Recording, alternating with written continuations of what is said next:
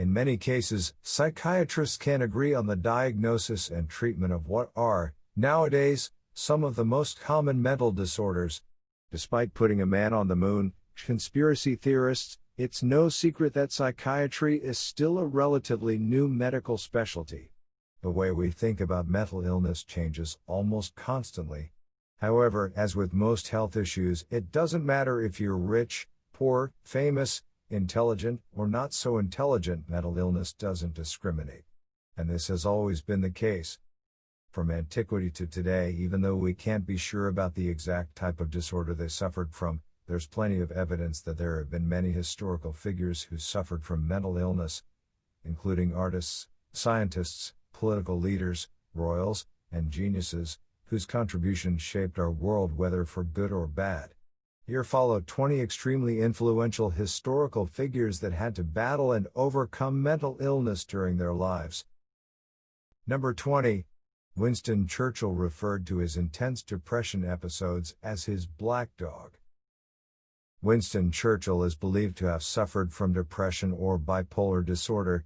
After observing many of his symptoms, including depression, suicidal thoughts, mania, and insomnia, Churchill's doctor, Lord Moran, recounted in his memoir Winston Churchill, the struggle for survival, that he had diagnosed a middle-aged Churchill with bipolar disorder. Despite the extreme struggles and symptoms he had to fight with, referring to his depression as a black dog, Churchill still managed to fulfill a life of purpose and achievement, leading Britain as a prime minister to victory in the Second World War.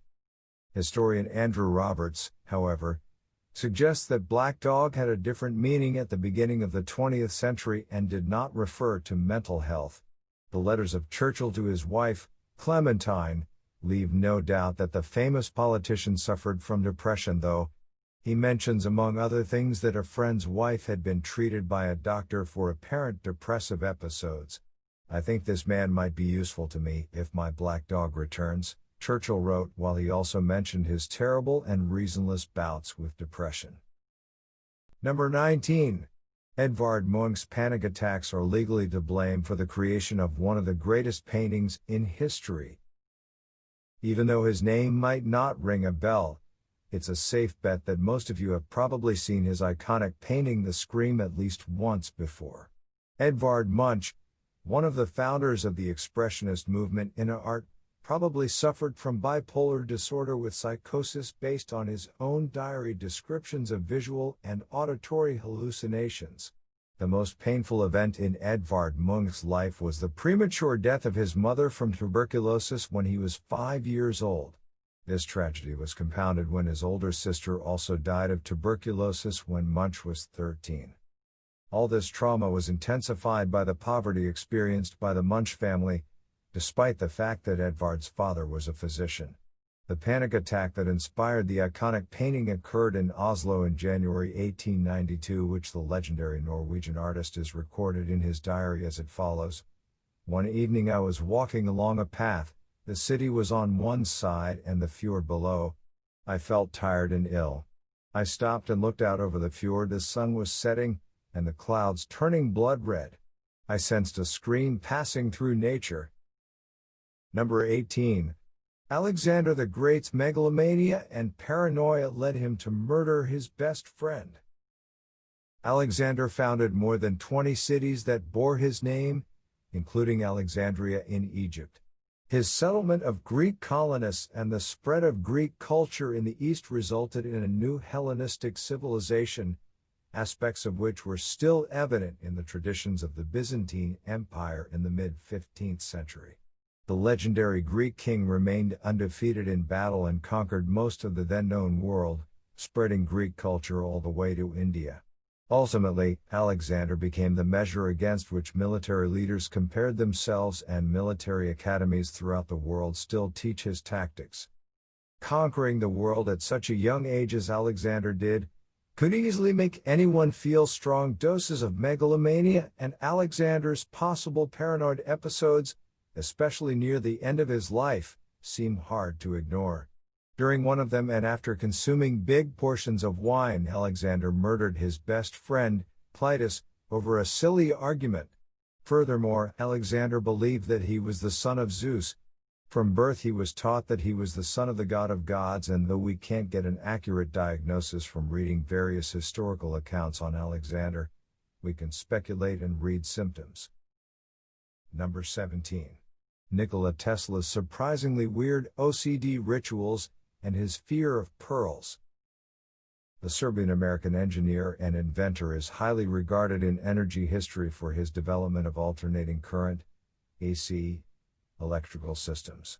Besides the AC system, Tesla helped in the development of generators and turbine design, while the earliest demonstration of fluorescent lighting was his accomplishment as well. Being one of the greatest minds the world has ever seen, however, came at high cost for Tesla's mental health. To begin with, Tesla was born into a family filled with mental instability. His memoirs leave no doubt that his father and brother were mentally ill. Shortly after seeing his brother die, Tesla started to experience hallucinations. He would see spontaneous flashes of blinding light, which he likened to the air around me filled with tongues of living flame. Nonetheless, his biggest issues in life had to do with his extreme obsessive-compulsive disorder and germophobia.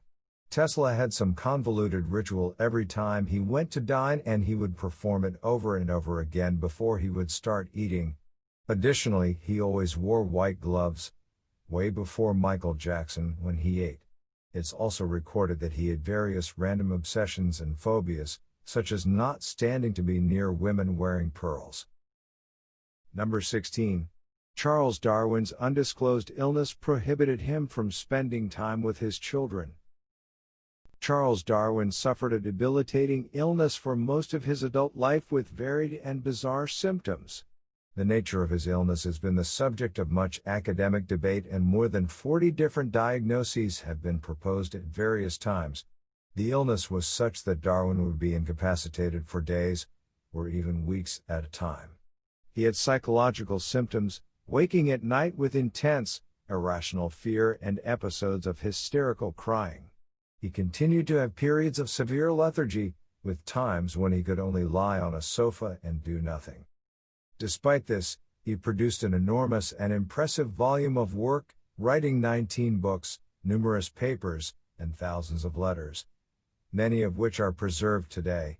After suffering his first intense episode of agoraphobia around age 30, Darwin's life continued to be plagued by this traumatizing experience, which caused him physical discomfort every time he was in public, constant trembling, nausea, hysterical crying, and visual hallucinations. His condition got so severe at one point that he couldn't even be around his own children. Number 15. Did Jack Kerouac suffer from schizophrenia, or did he fake it? Before he becomes one of the most prominent authors of his era, Kerouac served in the Navy. In 2005, details of his days in the Navy became public, and his military records revealed a history of mental disorder. It seems like Kerouac was diagnosed with dementia praecox, an archaic term for schizophrenia, and for that reason he was considered unsuitable for the American Navy. As a result, his enlistment was short, lasting only 10 months. Those who know Kerouac a little better through his books claim that the famous author faked mental illness so he could be discharged from the Navy. On one occasion he stripped naked and ran across the parade ground shouting "Geronimo." Interestingly, the Navy did not deem Kerouac entirely schizophrenic, but instead stated that he was unable to deal with military discipline. Kerouac then sailed on a few ships in the Merchant Marine, and of course wrote some of the greatest American novels. Nonetheless, Kerouac was alcoholic and later in life showed signs of severe depression. His cause of death was listed as an internal hemorrhage caused by cirrhosis, the result of his self-destructive behavior and long-time alcohol abuse. Number 14. Tiberius took pleasure from seeing others suffering and was a child molester. Tiberius is considered to be one of the most dominant Roman generals, and the one who conquered the lands of Pannonia, Dalmatia, Rhaetia, and temporarily, parts of Germania. He was also the Roman emperor who laid the foundations for the northern frontier, while his 22-and-a-half-year reign is one of the longest in Roman history. What many people don't know about him, however, is his extremely violent manic episodes and sex addiction. Pliny the Elder describes him as the gloomiest of men, while Tacitus portrays him as a man who clearly suffered from the burdens of his rule and was not shy in taking it out on others.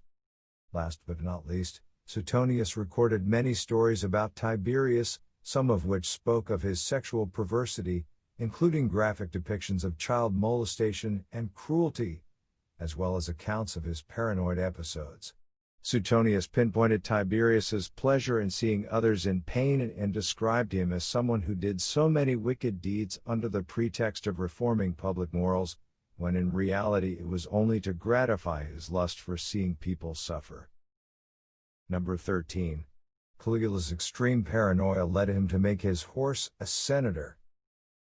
Nephew of Tiberius, Caligula is speculated to have suffered from paranoia, antisocial personality disorder, and narcissism. To begin with, he believed he was a god and that the god of the sea, Poseidon, was plotting against him. In arguably his most insane moment ever, he made his horse a senator, while he saw nothing wrong with marrying his own sister. According to historical sources reported by Philo of Alexandria, his mental health dramatically changed suddenly after a severe fever that nearly killed him in 37 AD. Many modern scholars suggest that it was his physical illness that led to severe mental issues. His symptoms could indicate any number of mental health illnesses, from schizophrenia to personality disorder. Even Suetonius admitted that he was sound neither of body nor mind, constantly running in fear of thunder and lightning, and from the gods he claimed not to believe in. In his time he was diagnosed with falling sickness, known in modern times as epilepsy, which very well could have led to mental illness later on in his lifetime. Number 12.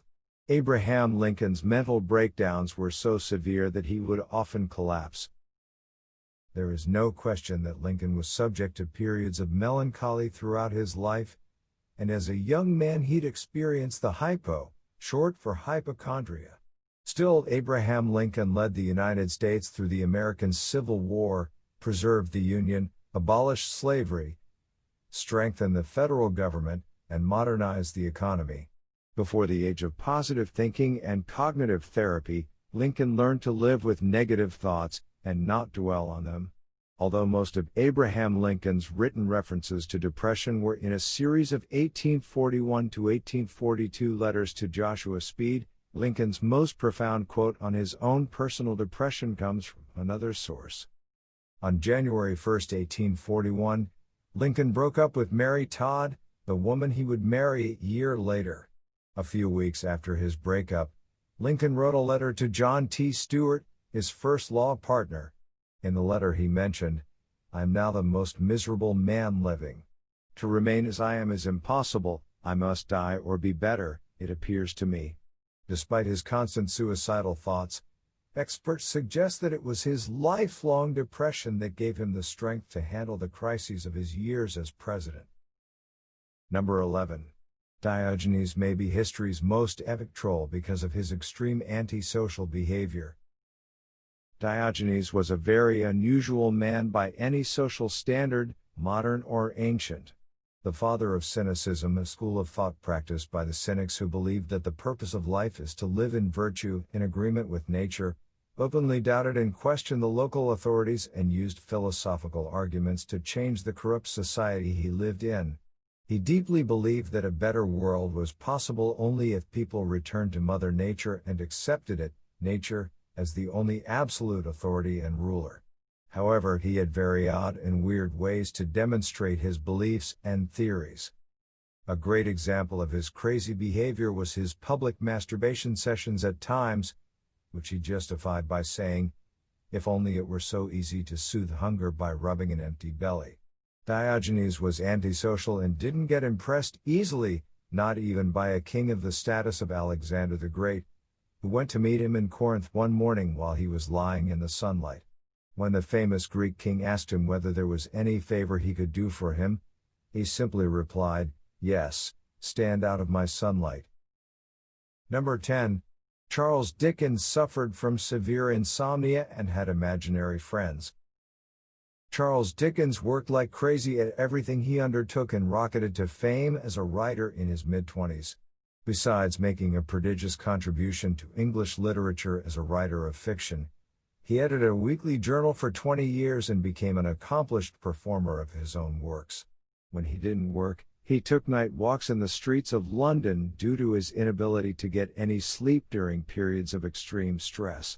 Despite his greatness as a writer, experts suggest that he would almost certainly have been diagnosed with bipolar disorder if he was alive today. Why?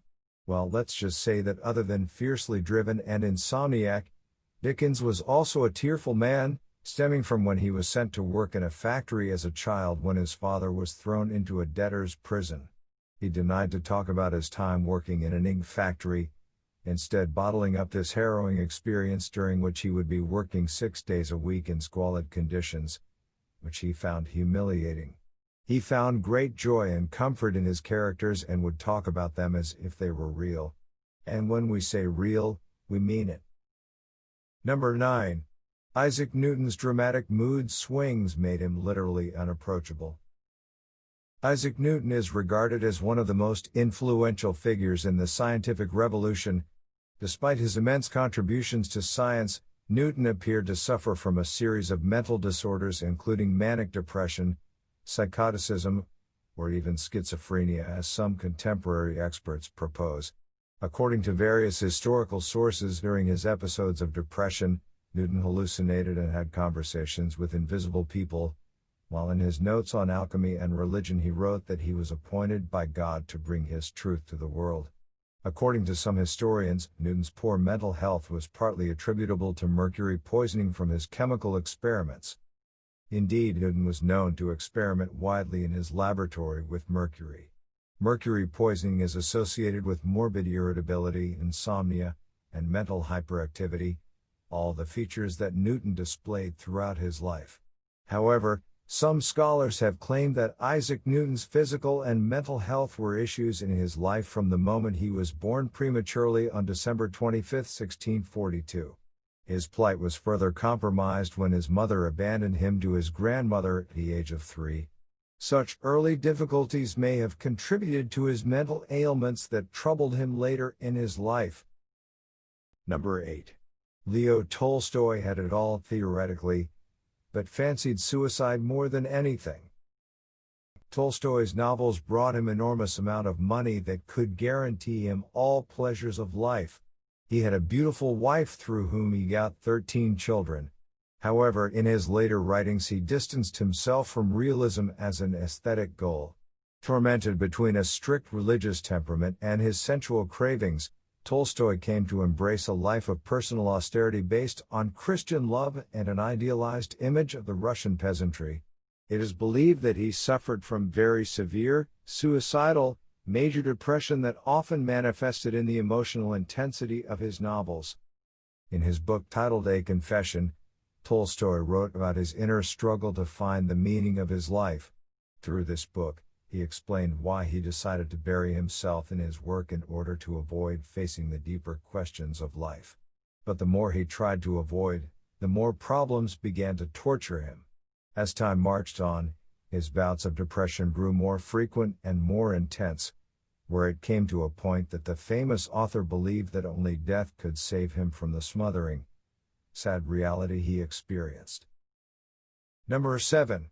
Michelangelo's autism might have helped him paint something as epic as the ceiling of the Sistine Chapel. A paper published in the Journal of Medical Biography in 2004 revealed that Michelangelo's incredible talent and unique painting style could have been the result of autism. According to the descriptions provided by his contemporaries, the painter was depicted as someone living in his own reality, while most of his family members are noted as having exhibited similar symptoms. Michelangelo was also described as being antisocial, who had difficulty holding up his end of a conversation, often walking away in the middle of an exchange. He had a short temper, a sarcastic wit, was paranoid at times, and narcissistic at all times. When he needed help on a project, he always preferred to work independently and refused to nurture the talents of his assistants. He usually hired those that did not threaten his supremacy. It was his perfectionism and obsession with work, however, which allowed him to deliver some of the most epic artistic masterpieces in history, such as the ceiling of the Sistine Chapel. Number 6. Pablo Picasso's Dark Depression gave birth to an iconic painting era. In 1901, Pablo Picasso was introduced to depression for the first time, which continued haunting him through the rest of his life. The depressive episode began following the suicide of a friend. His condition worsened throughout the following year, and his artwork was greatly affected by his mental state. He predominantly painted grim subject matters such as prostitutes and beggars. This is how the Blue Period came into existence, a term used to define the works produced by the extraordinary Spanish painter between 1901 and 1904, when he painted essentially monochromatic paintings in shades of blue and blue-green, only occasionally warmed by other colors. Ironically, these somber and melancholic paintings are now some of his most popular works, although he had difficulty selling them at the time. What's even more interesting, scientists from Maynooth University in Ireland suggest that the meticulous analysis of Picasso's works from that era could shed light on how degenerative illness can be spotted years before other life-changing symptoms come to the fore. Some scientists go a step forward and claim that the insights to his works may lead to new research which could ultimately help diagnose the early stages of Alzheimer's and Parkinson's. Number 5. Ludwig van Beethoven's possible bipolar episodes would often damage the output of his compositions. Ludwig van Beethoven is famous for being one of the two, Mozart being the other, greatest classical composers in history, despite being deaf from a young age. Beethoven began to lose his hearing at the age of 28, and by the age of 44, his hearing loss was complete, most likely caused by compression of the 8th cranial nerve associated with Paget's disease of bone. Beethoven's head became large, while the composer had a prominent forehead, a large jaw and a protruding chin, features that are consistent with Paget's disease. However, some historians claim that being deaf wasn't the biggest issue the composer had to face, but rather his regular manic depressive episodes that often had a negative impact on his work. According to available historical sources, during these episodes there was also degradation in his manners, which could be a symptom of his possible bipolar disorder. Beethoven died of liver disease, the result of his alcohol misuse. Number 4. Joseph Stalin's possible mental illness could explain his incredibly violent behavior. Joseph Stalin ruled the Soviet Union for more than 2 decades, leaving a legacy of death and terror as he turned a backward Russia into a world superpower. According to Stalin's physician, Alexander Myasnikov, the most recognized figure of communist history suffered from a series of mental issues including paranoid personality disorder and manic depression.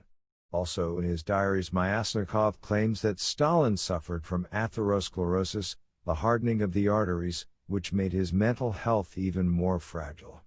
This actually could have been a factor in his political decision-making and violent actions. The major atherosclerosis in the brain, which the doctors found at the autopsy, should raise the question of how much this illness, which had clearly been developing over a number of years, affected Stalin's health, character and his actions, as Dr. Myasnikov wrote in the diaries, excerpts of which were published for the first time in the Russian newspaper Moskovsky Komsomolets in 2011. Scientists concluded that character traits can easily become exaggerated. Number 3.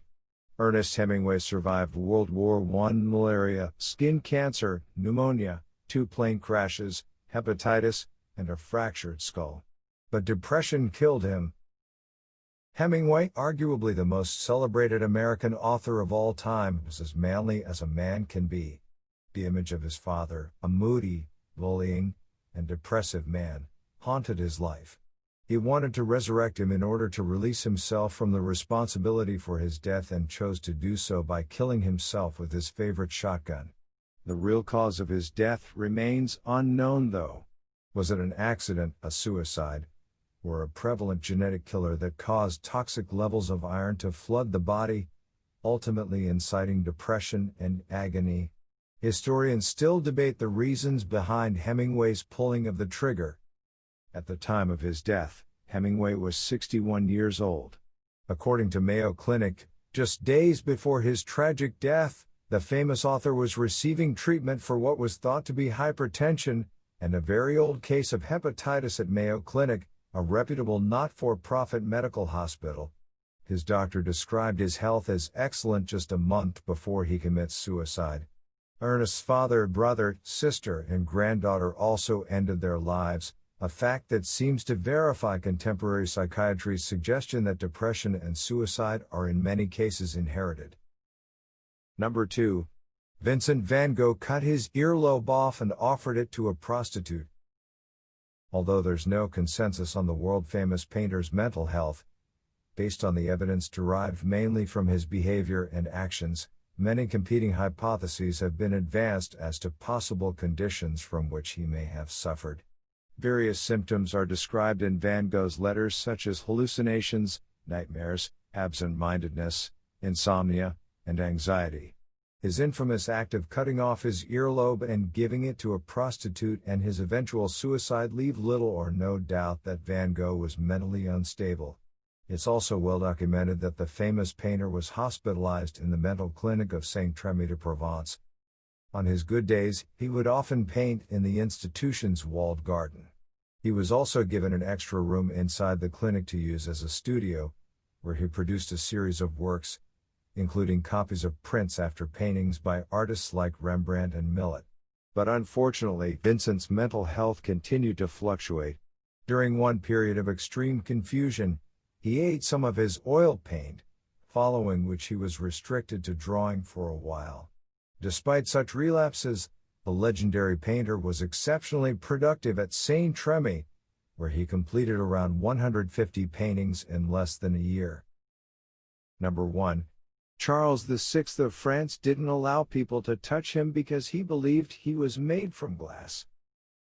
Despite ruling France for 42 years, 1380 to 1422, the notorious French king went down in history as Charles the Mad, and in all honesty, the word mad might be too soft a description.